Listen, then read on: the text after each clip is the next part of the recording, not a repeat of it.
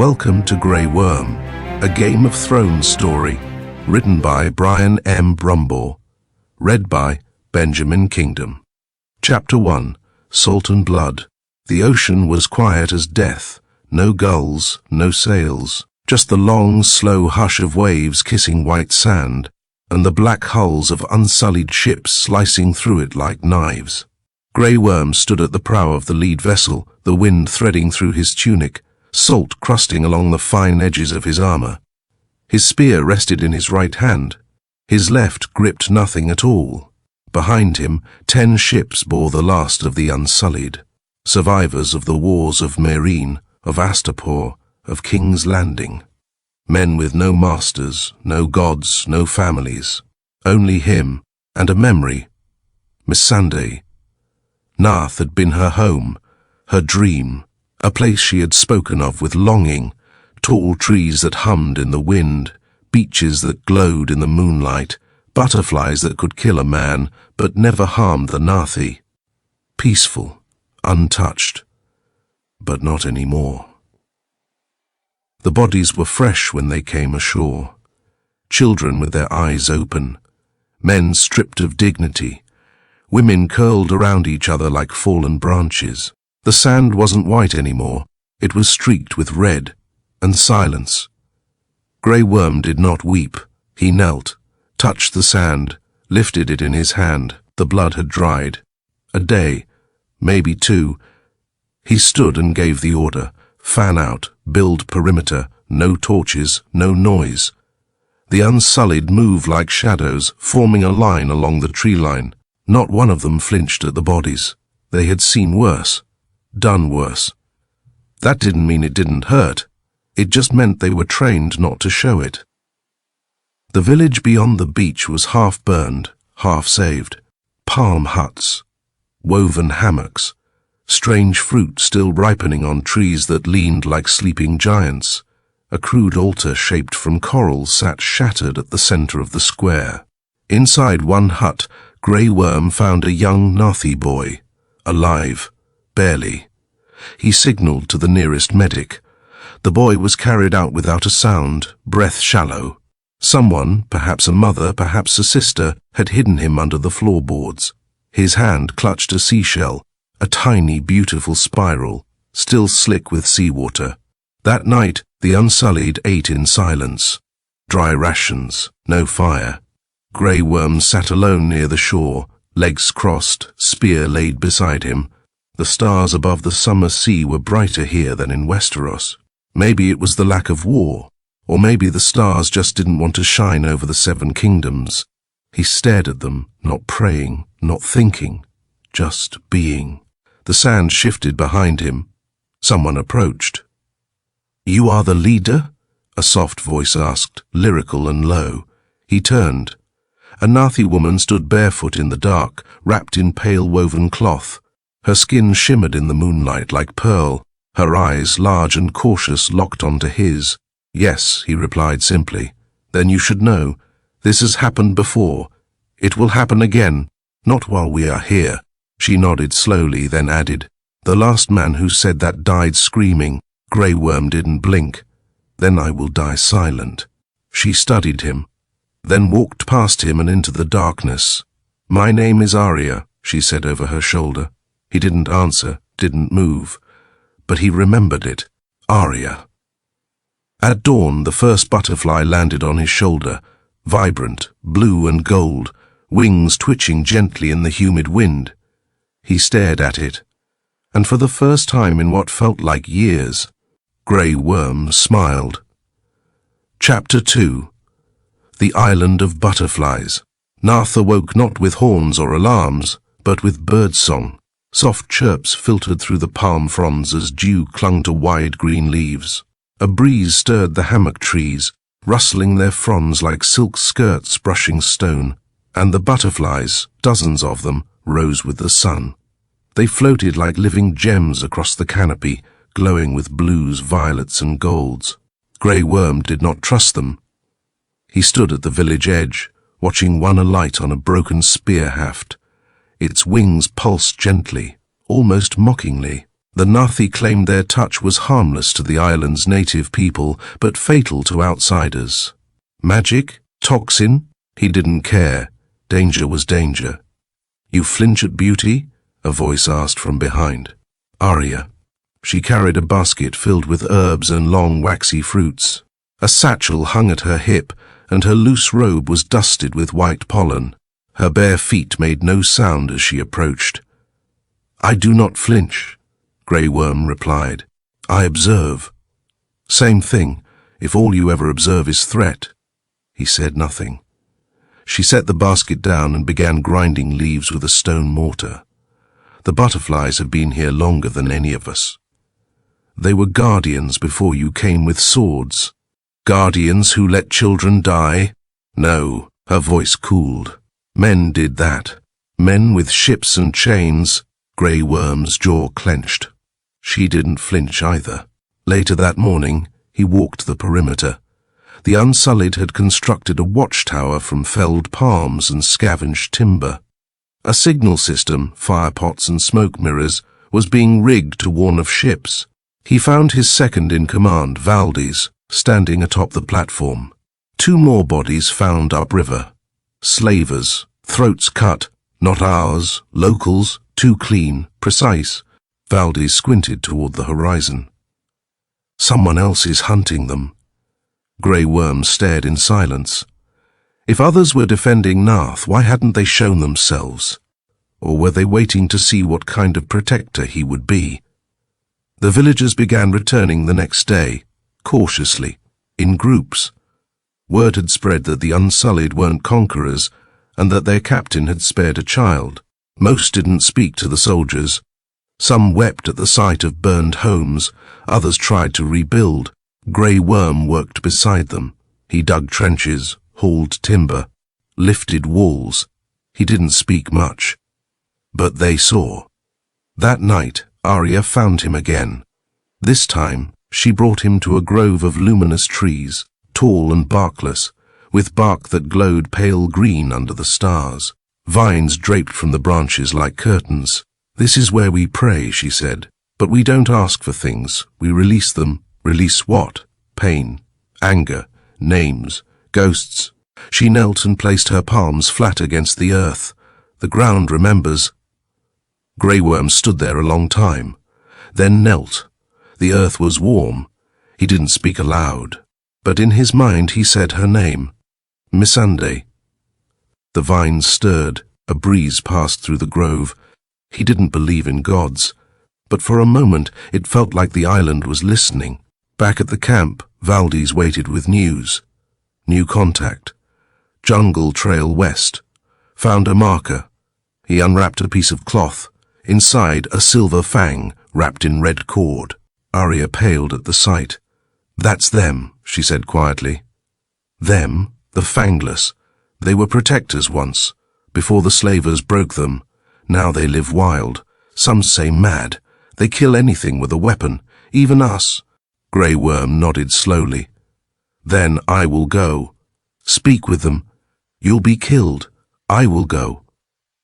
Arya stared at him, her voice suddenly lower. "Why are you doing this? Naath is not yours." It was hers. That silenced her. At dawn, he left the village with 5 of his men. They carried no shields, no banners, just spears and resolve. The jungle swallowed them in green. Chapter 3, The Broken Spear. The jungle breathed. It wasn't just wind and leaves, it breathed. Every fern-shrouded path exhaled mist. Every vine creaked in slow rhythm. Birds called in strange, syncopated patterns, warnings perhaps, or just gossip among the trees. Grey Worm moved in silence, spear in hand, senses sharpened. Behind him, 5 Unsullied followed in single file, their eyes scanning every shadow. The jungle was dense, but it wasn't wild in the way Westerosi forests were. This place felt alive, not in the metaphorical way, truly alive, as if it were watching. "They're close," Valdez muttered, voice low. No sooner had he said it than the air shifted. Snap! A vine dropped from above, too fast for even Grey Worm to react. It wrapped around the neck of the rearmost soldier, yanking him up with bone-cracking force. The man didn't scream. He only clawed at the noose until his body stilled. The rest scattered into formation, blades raised, eyes darting. "Show yourselves!" Grey Worm barked. Nothing. Then the shimmer of movement. Figures dropped from trees, camouflaged in dirt, bark, and broken armor. Half men, painted in streaks of white and red, tattoos curling like vines across skin, silent as ghosts. One stepped forward. He wore a necklace of broken arrowheads and the cracked half of a Lannister helm over his face. "You bleed the ground," he said in low Valyrian. "You wake the old pain." "I am Grey Worm," he said, commander of the Unsullied. The helm head tilted. "Worm? We crush worms. We are not slavers. Neither are we. But we kill them. Then we are not enemies. Then why are you armed?" Grey Worm said nothing. Instead he reached for his spear and snapped it in two across his knee. The jungle stilled. The Fangless whispered among themselves. One laughed softly. Another looked away, eyes wet. The helm head stepped forward, took the broken spear, and held it high. Then he turned and vanished into the trees. One by one, the others followed, except for one. A young woman remained, barefoot, eyes lined with coal, arms tattooed with inked butterflies. She approached Grey Worm with caution. "My name is Charlie," she said. "I will guide you back." "Why?" "Because they believe you now." That evening, Arya was waiting at the edge of the village when Grey Worm returned. Her eyes scanned him for wounds. "One lost," he said simply. "But the Fangless will not attack again." "How?" He held up the broken spear. She stared, then smiled. Not warm, not romantic. Just respectful. "Perhaps you are learning." Days passed. Weeks. The Fangless began appearing at the edge of the camp, watching, sharing fruit, leaving tokens, carved stones, shells, feathers tied with cord. The Naath called it the slow bond, a ritual older than kings. Charlie visited often. She told stories of the old protectors, how they'd once guarded Naath before the first ships came from old Volantis, how they swore never to be ruled again, how they survived by becoming more myth than people. Grey Worm listened, and something inside him shifted. One night, Arya joined him on the beach. No words, just silence. Then, "Do you think you'll ever leave?" she asked. "No, even if the slavers stop coming. There is no end to them. Only waiting. You're not Naath. You never will be." "I know."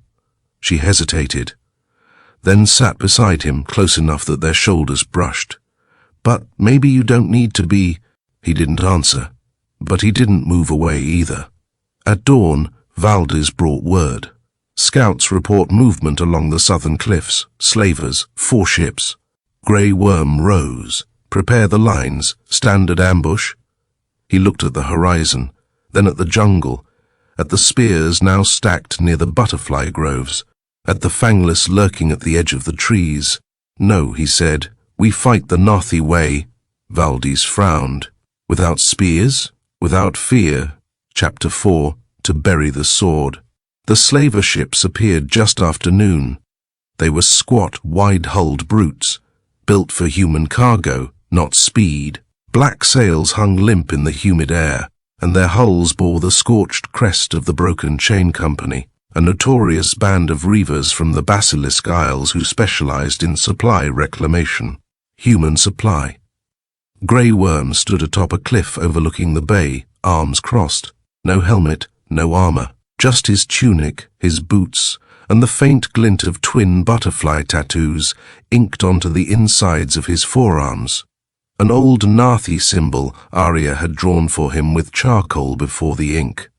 A mark of protection and belonging. "They've anchored," Valdez said, approaching from behind. 200 men, maybe more, heavily armed. "They're not expecting resistance." "Good," Grey Worm said. "Let's disappoint them." That evening, As the first slaver boats made landfall, they were met not by blades, but by illusions. False paths carved through the underbrush led into thickets lined with honeyroot thorns, fast-acting irritants that caused swelling and blindness. Jungle drums thudded in the distance, echoing from tree to tree, disorienting and deafening. Smoke bombs crafted from fermented sap cloaked entire groves in choking mist. It wasn't war, it was misdirection, confusion, whispers, and fear. Just as the Fangless had done for generations. By nightfall, the first slaver unit stumbled into a clearing ringed with fireflies, only to find themselves surrounded by silhouettes rising from the trees. The Unsullied, the Fangless, even villagers. None struck first. Grey Worm stepped forward unarmed. "You will return to your ships," he said in the common tongue, "and you will tell others Naath is not yours." One of the slaver captains laughed. "You think I'm scared of men with sticks and flowers?" Charlie stepped forward and dropped a satchel at his feet. Inside, 13 severed ears. "These thought the same," she said. The laughter died. Then the fireflies vanished, and the ambush began.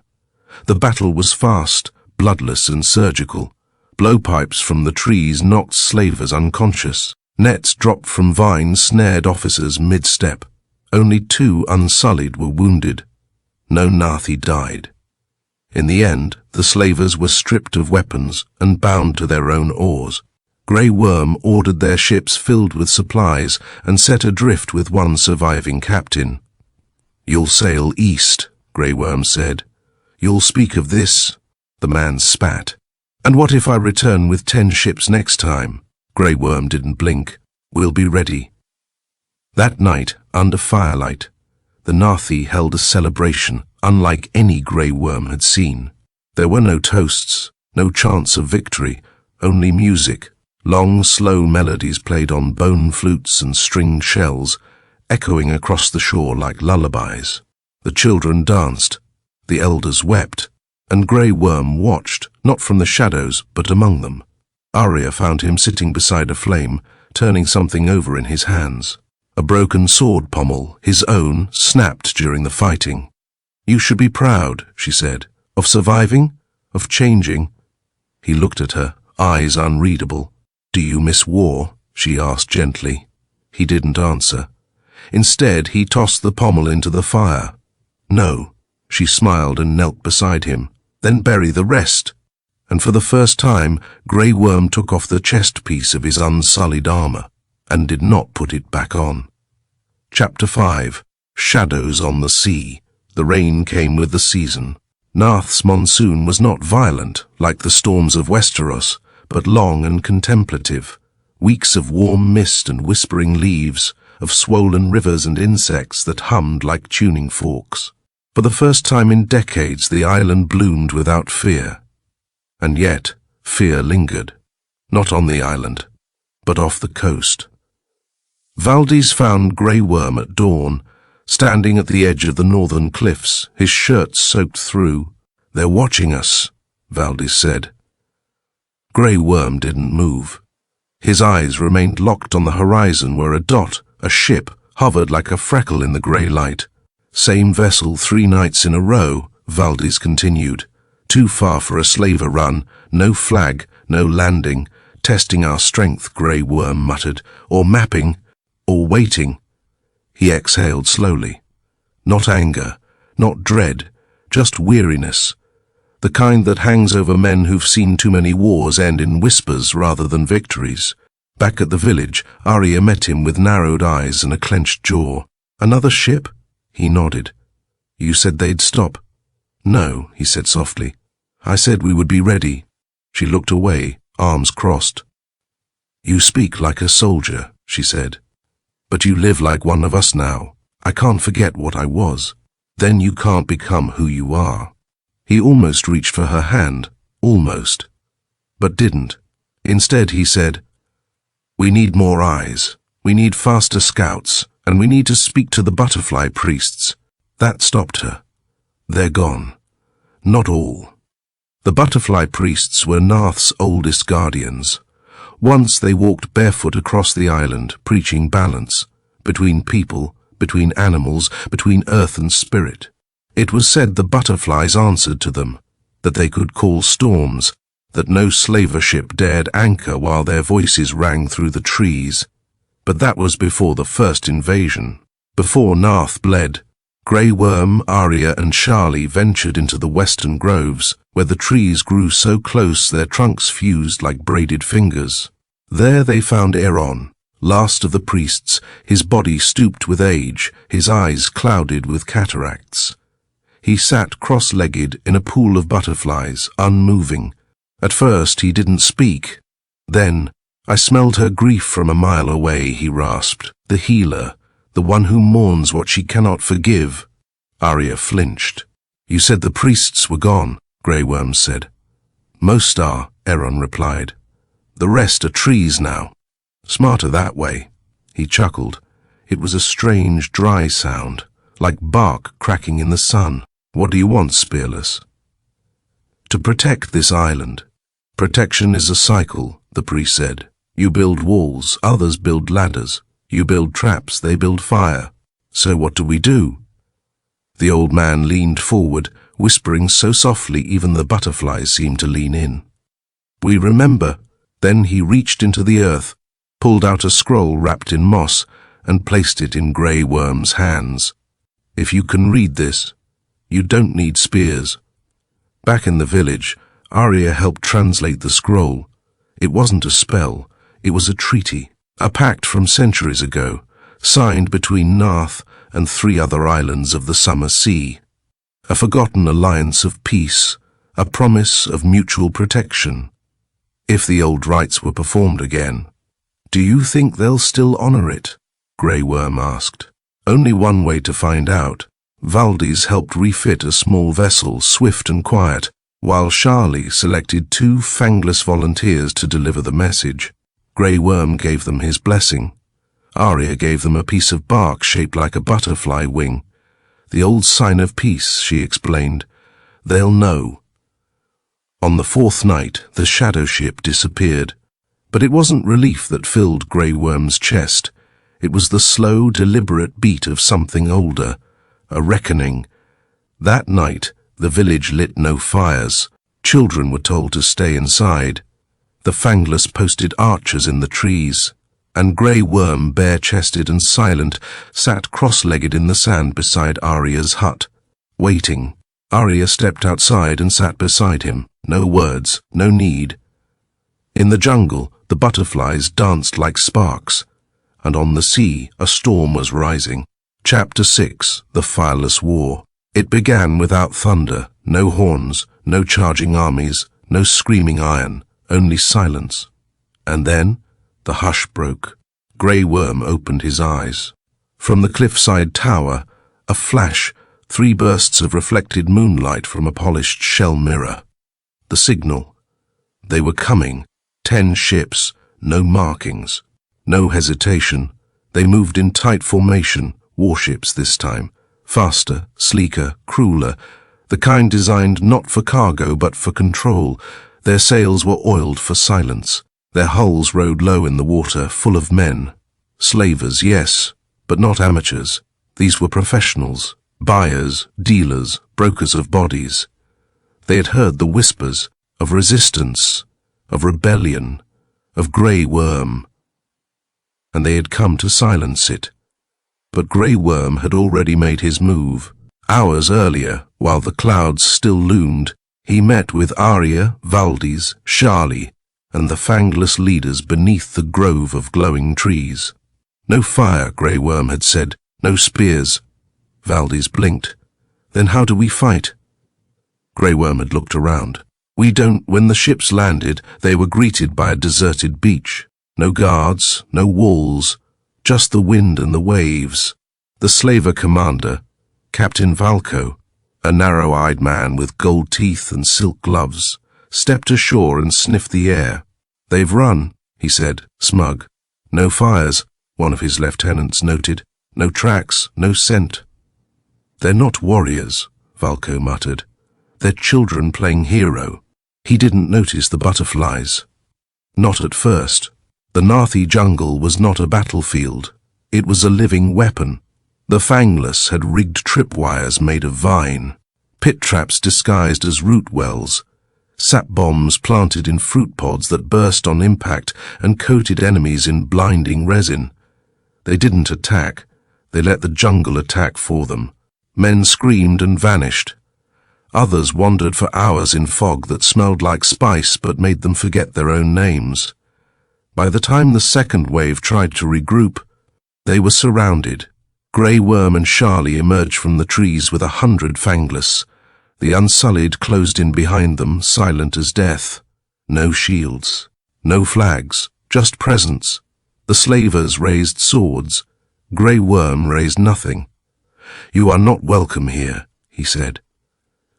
Captain Valko stepped forward laughing until he saw what was at Grey Worm's feet. A coil of black rope, and the same red cord and silver fang used by the fangless as execution markers. "You're bluffing," Valko sneered. "You wouldn't kill unarmed men." "You are not unarmed," Charlie said calmly. "You carry weapons of greed, of chains, of hunger. So what do you want?" he snapped. Grey Worm stepped forward until only inches separated them. "I want you to leave, and if I don't, you'll stay." Valko blinked, "Stay," as a warning. Then he raised one hand. A net of vines fell from the canopy, slamming down on the slaver commander and his closest men. Before they could scream, they were dragged upward into the trees. The jungle swallowed them, the rest dropped their weapons. In the aftermath, the Naathi elders gathered on the beach to judge the prisoners. Grey Worm did not speak. He stood beside Arya, who stepped forward and read from the ancient scroll. "You are enemies of peace," she said. "But Naath does not kill. We do not enslave. We will send you back, broken, not in body, but in power.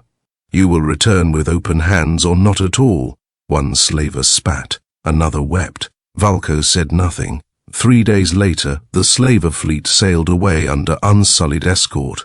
Stripped of weapons, sails tattered, cargo holds filled not with stolen people, but supplies and seeds. A message in every crate: peace is not weakness, it is watchfulness. That evening, under the glow of hundreds of lanterns, the people of Naath gathered in the central square. The children danced again, but this time, so did the warriors. Valdez led a clumsy foot-stomp circle with a grin on his face. Charlie taught Unsullied soldiers how to carve spirit masks. The fangless passed around fruit wine and sang songs Grey Worm didn't understand, but felt in his chest. And at the edge of the square, Arya approached him. She held out her hand. "No war tonight," she said, "just us." He hesitated, then took it. They danced, awkwardly at first, but then fluidly, as if he'd always known the steps, as if his body remembered how to move for something other than killing, as if the butterflies had taught him. Chapter 7, The New Commander. When the drums fell silent, peace remained. Not just the absence of fighting, but a fullness, a quiet saturation. The air on Naath no longer felt like something being held. It flowed now, uninterrupted, unafraid. And yet, Grey Worm found himself restless. He awoke each morning before the sun, patrolled empty paths, checked blind spots that no longer hid ambushes. He spoke little. He trained less. It wasn't fear. It was displacement. He had spent a lifetime fighting for someone else's war, someone else's city, someone else's throne. Now he had nothing to conquer, and no one ordering him to do it. A week after the Fireless War, the Naathi Council summoned him. 6 elders, 2 priests, and 3 clan heads sat around a smooth stone table under the oldest tree in the village. Arya stood among them, not as his guide or his lover, but as one of them. "You've done what we could not," said Elder Jorah, her voice quivering with age. "You've shown us how to survive without becoming what we hate. We wish to ask something of you," another said. "Something old, something sacred." Grey Worm bowed his head slightly. "I will hear it. Become our watcher. The first in 100 years, a protector, not a king, not a warlord, not a master, a partner. Arya's voice firm, clear. For a long moment he said nothing. Then, "I am not Naath, you are now," Arya whispered. The title was ceremonial, but the responsibility was not. As Watcher, Grey Worm was asked to oversee the island's shield, not just against invaders, but against the slow decay of complacency. To train, not armies, but guardians, scouts, historians of danger. To pass on knowledge, not steel. The Unsullied adapted. Their barracks became a school. Their drills became lessons. How to survive in the jungle, how to navigate by butterfly patterns, how to protect without subjugating. They taught the Fangless discipline. The Fangless taught the Unsullied freedom. Grey Worm visited villages he had once patrolled. He was met not with salutes, but with food, with music, with children who laughed when he walked by. He received no statues, only shells with names carved into them, left on his doorstep. Missandei, Shali, Arya. Even his own name, once whispered like a curse, now etched in coral, Torgo Nudo. His birth name, long buried, never spoken since the day he was chosen. He carried it now, wore it in silence, not shame, but memory. One morning, he walked with Arya along the butterfly grove. They passed under vines that smelled of lemon and ink, their hands brushing occasionally but not clasping. "You've changed," she said. "I've remembered," he corrected. "Who you were." He shook his head. "Who I want to become." She paused beside a tree and pulled down a branch heavy with orange-petaled flowers. "Then maybe it's time," she said, eyes searching his. "Time for what?" "To stop holding back." She took his hand, placed it over her heart. "I know what Missandei meant to you. I will never replace her. I would never want you to," he said. "Then love me not as a shadow, but as light." And he did. He leaned forward, no hesitation, no armor. He kissed her slowly, not like a man claiming something, but like one finally letting go. That night, he slept without his spear for the first time in 20 years, and dreamt of peace without shame. Chapter 8, The Butterfly and the Sword. The next season came not with storms or ships, but with seeds. Grey Worm stood at the edge of the inland hills, watching villagers scatter handfuls of grain into freshly tilled earth. Where once there had been scorched fields, there were now gardens, brimming with root crops, honey fruit, flowering vines. The fields fed more than bellies. They fed the soul of the island. Even the Unsullied began to plant their own food.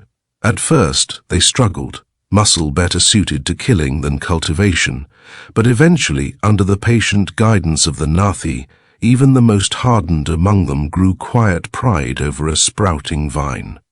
Arya had taken up residence in a hilltop shelter surrounded by butterflies.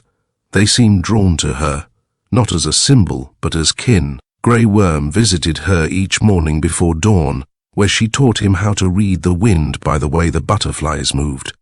"This one's a scout," she whispered, as a blue-winged insect danced across her wrist. "They always fly ahead before the rains." "How do you know?" he asked. "Because they never lie, unlike men, especially men," she said, kissing his scarred knuckles. One morning, he found her painting something with crushed berry ink and palm dye. It was a tapestry, large, wide, and full of detail. A stylized rendering of Naath, with each village drawn in sweeping vines, each path marked by floating butterflies. In the center stood a figure, tall, dark-skinned, unarmed, but surrounded by a glowing aura of light. It was him. "This is wrong," he said, taken aback. "Why? I'm not a symbol."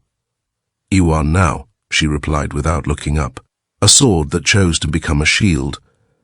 A week later, the first delegation from the island treaty arrived. 3 ships bearing sigils long thought forgotten, one from the Whispering Reefs, one from Merthras Shell, and one from the Isles of Stonewater. They had received the fangless messengers. They had read the scroll, and they had come with offerings, casks of sea silk, healing herbs, rare metals. But more than that, a willingness to stand together. Grey Worm greeted them not as commander, but as watcher. He spoke little, preferring Arya and Elder Jorah to handle diplomacy, but his presence, quiet and unmoving, anchored the entire meeting. And when the treaty was renewed, he signed not as Grey Worm, but as Torgo Nudo. For the first time in recorded history, Naath's defense did not rest in steel, but in unity. One evening, as the moonlight turned the sea to silver, Grey Worm sat alone outside the watchtower, polishing a blade he no longer carried. Arya joined him, barefoot and quiet, wearing a tunic of deep green stitched with butterfly silk. "You haven't touched a sword in months," she said. "I still clean it. Why? Because it reminds me who I was, and who I chose not to be." She settled beside him. "Will you ever give it up?" "Maybe not today," he said, "but soon." She placed a small stone in his palm, smooth, black, warm from the fire. "This is the final rite," she said. "The butterfly dance. I don't know the steps, then follow me." The butterfly dance was not a performance, it was a ritual of remembrance, one practiced only by the Naathi during solstice. Each movement told a story of birth, of grief, of change, of becoming. Grey Worm followed Arya's lead, barefoot in the wet grass. He moved slowly, deliberately, arms out, then drawn in, turning with the wind, sinking low, then rising again. Every motion felt like a scar being unstitched, every breath a thread being rewoven. And when the dance ended, he stood still in the firelight, heart thudding, tears hot on his cheeks. "You buried the sword," Arya whispered. "No," he replied, voice breaking. "I became it." That night, he dreamt of a house by the river, a child laughing, Arya's voice singing low, Missandei's face in the stars, smiling, peace, not as a moment, but a life. Chapter 9. Rain Without War. The rains returned, gentle and constant, like a long exhale from the sky. Naath shimmered beneath the storm, its rivers swelling but never raging. Paths turned to mud, but no one complained. Rain on Naath was a blessing, not a burden. It fed the roots, it washed away old blood, it silenced even the whisper of war. For the first time since his childhood, Grey Worm did not wake to tension in his chest. He woke to rhythm, to routine. He now lived in a small structure near the butterfly grove. It was not grand, just wood and stone, shaped with care, a woven mat for sleeping, a table made by a fangless carpenter, a bowl of fresh fruit Arya left each morning, always arranged in a different pattern. There was even a chair he carved himself, crooked-legged and uneven. He was terrible at woodworking, and he loved it. Some of the Unsullied had taken partners, not all romantic. Some were apprenticeships, others bonds of quiet companionship. One former shield-bearer now oversaw the village fishery. Another was building a new irrigation system with the children. Valdis, once the fiercest among them, now taught Naathi children how to climb trees without scaring the butterflies. He had even written a children's story, poorly illustrated but beloved, about a soldier who became a tree. "It's about you," he said to Grey Worm one day. "It's about us," Grey Worm corrected. A few slavers still tried to test the coastlines, but they didn't make it far, not because of the Unsullied, because of the Fangless. Grey Worm had trained them, quietly, respectfully, and now they watched the sea like hawks, intercepting any threat long before it reached the shores. Naath was not defended, Naath was respected. Months passed, and slowly Grey Worm began to plan for something he never imagined, a future. He and Arya began sketching ideas for a sanctuary at the edge of the forest, a place for orphans, for freed slaves, for those with no flag or coin or name, a haven with no walls, just learning, healing, belonging. Arya had already chosen the name, the House of Morning Rain. "Why?" he asked. "Because morning rain doesn't flood," she said. "It renews." He thought of that phrase often. It echoed in him, One morning, Grey Worm was walking through the village when a young Naathi girl ran up to him. Barefoot, laughing, cheeks smudged with fruit dye, she stopped in front of him, holding up a carved butterfly made of bone. "For you," she said. He knelt and took it gently. "Thank you. Can I call you father?" The word hit him like a blade, but not of pain, of possibility. He looked at her. She had no family, he knew. She'd been orphaned in the last slaver raid, taken in by Arya, smiled every time the rain fell. He nodded. "Yes," he said softly, "you can." That night, he sat outside with Arya, the child curled asleep on a blanket nearby. Rain tapped gently on the roof. The butterflies flitted lazily in the trees. No alarms, no fears, just the rhythm. "Do you ever think of leaving?" Arya asked. "No," he said, "not even to see the world." "I have seen the world," he replied, "and now I want to build one." She leaned into him. "With me." "With all of them," he said, "but yes, especially you." The next morning, the island awoke to a clear sky. Children laughed in the fields. Bells rang from the sanctuary site. Valdis was seen painting a terrible mural on the fishery wall. Grey Worm stood at the top of the watchtower, watching all of it. He saw the sea and did not fear it. He saw the sky and did not question it. He placed a hand over his heart and whispered, "No more war." And this time, it wasn't a wish, it was a vow. Chapter 10. A Name of His Own. The wind that morning came from the north, cooler, calmer, smelling faintly of stone and salt. It rippled the butterfly groves, lifted children's kites into the sky, and swept through the half-finished sanctuary, now rising near the cliffs. Grey Worm stood on the edge of the foundation, barefoot, surveying the stone walls that would soon house the broken, the lost, the forgotten. A boy with no name had once stood on a different shore, waiting for orders, numb with obedience. Now the man stood as a builder, not a blade. He was no longer Grey Worm, but he had not yet spoken the name that came before. That evening, Arya found him seated beside the old coral altar, the one shattered during the first raid.